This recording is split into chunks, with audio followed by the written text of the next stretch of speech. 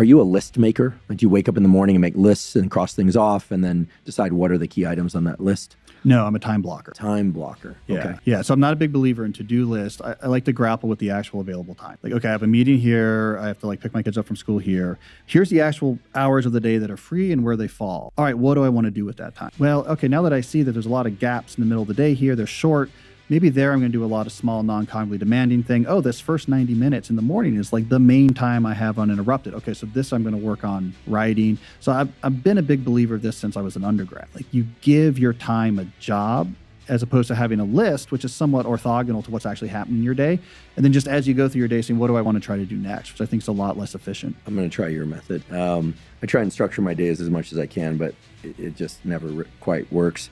Do you work late into the night, or no? No, I'm a 5:30 man. Okay. Yeah. So 5:30 p.m., that's it. Yeah, more or less, that's my cutoff. Now, the one exception is if I'm writing on deadline, I'll sometimes, like if I need to get more writing done, I can do an evening writing session, which I got used to through long experience of. I used to write my blog post at night after like my kids went to bed. Now they're older and they don't go to bed. It's like the one thing I have left that I'll do after 5:30 is like every once in a while I'll do like a 90-minute evening writing block.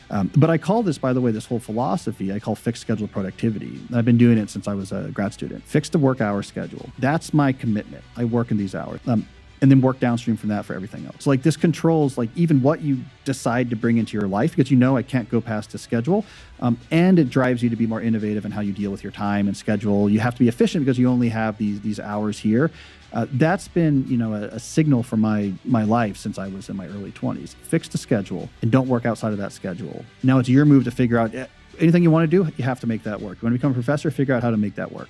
You want to write books while you're being a professor, figure out how to make that work. You don't have the option of just throwing hours at it. And you innovate a lot, I think, when you have the constraint. Where do sleep and exercise fit into your schedule? What's your typical to bed time, wake up time? What's your typical exercise routine? And the reason I ask about this is because I think nowadays hopefully people understand that exercise and cognitive function are inextricably linked. Yeah. And we're all going to live longer lives and be sharper mentally by doing exercise. Yeah. So, I mean, my main, actual working with weights, I do this pre-dinner, right? And this was an innovation of the last couple of years. It's fantastic psychologically for me. This is a transition from work to family time after work. So I'll do 45, 50 minutes, garage gym, that we built during COVID. After I'm done working before dinner. And once you get used to that, it also forces you to I got to finish work because I got to get this in before dinner. But then I'll do also quite a bit of walking if it's not a teaching day, so I'm not on campus. I do a lot of thinking on foot. Walking my kids to the bus stop, which isn't particularly close and back. So I'll do a lot of walking, but that's when my serious exercise now is always pre-dinner. Then I want to be up, in our room by 10. And then at that point, I don't track. So I have insomnia, which actually has been a key driver of a lot of the things I think about, especially with slow productivity, is I'm very wary because I can, without any control on my own, just find myself unable to sleep sometimes. Fall asleep or stay asleep? Fall asleep, yeah. I mean, I used to get it really bad. Not so bad now, but, it comes and goes. That really affected the way I thought about productivity because it seemed like to me the definition of just I get after it with a bunch of stuff wasn't really on the table, because if my notion of productivity depended on me every day being able to just hammer on a bunch of stuff. I'm very busy. I have lots of commitments. What would happen if I couldn't sleep? I wouldn't be able to do that. So I drifted naturally towards a definition of productivity, which was it doesn't really matter if you work tomorrow, but it is important that this month you work, writing a book. It doesn't matter if you work on your book chapter tomorrow in particular. But this month you have to spend a lot of time working on it. So it was an insomnia compatible definition of productivity, which sort of morphed into this idea of slow productivity, taking your time with it. So it's interesting. So sleep issues really shaped the way I thought about work and put me on these much longer time scales of productivity. Try not to be dependent on any particular day being critical to what you do. I don't want the high stress situation. I don't want the I'm just going to 10 hours a day for the next 10 days. We're going to make this deal happen. I can't operate in that space because I worry about it anytime my brain could betray me and I could lose sleep for a couple of days. I think it's really important that you're sharing this because while people's challenges differ, I think oftentimes people hear the content of my podcast or other podcasts and think, oh, gosh, I have to have everything dialed in just right. When in fact, most all of the tools and protocols that have been discussed on the Huberman Lab podcast are in response to a particular challenge that I've had or that others close to me have had. And I love this well, I'm sorry that you suffer from insomnia. We have a series on sleep with Matt Walker in which he lays out some great tools that we haven't yet discussed on the podcast. I'll just I'll text you, I'll call you with a short list of those, and hopefully they'll help. But we do cover insomnia in some depth. But I think it's important that people realize that they can be very productive with the hours that they have and the moments or hours of high focus clarity that they have, even if they're not sleeping great, even if they're raising small children, because that's the real world. And certainly that's the real world of deadlines and academia, but family and colds and flus and travel and jet lag and arguments and all the happy stuff too, vacations. So sounds like you're very good at adapting your day to what's going on around it, but that you have certain sort of committed time. Am I correct in assuming that you have at least one period of, say, 60 to 90 minutes of real, what you would call deep work, let's say at least 5 days a week? I know that might be an underestimate, but it seems like that's what I'm extracting from this. That's the goal, right? So to me, depending on the season is how extreme that can get. So the busiest season would be like a teaching semester, right? But even then, I'm going to make sure that 5 days a week I'm starting with deep work.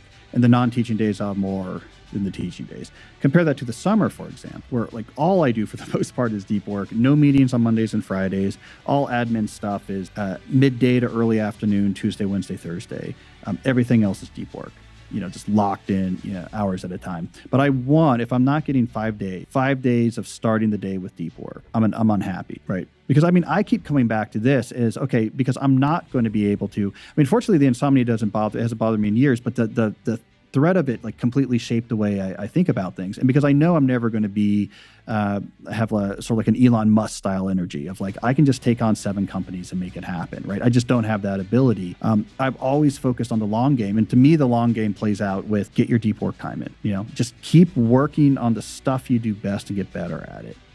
Tomorrow doesn't matter. But if you're doing this most days for the next 4 months, like that's going to matter, And so I often think about productivity in my own life at the scale of decade. What do I want to do in my 20s? Okay, what do I want to do in my 30s? What do I want to do in my 40s?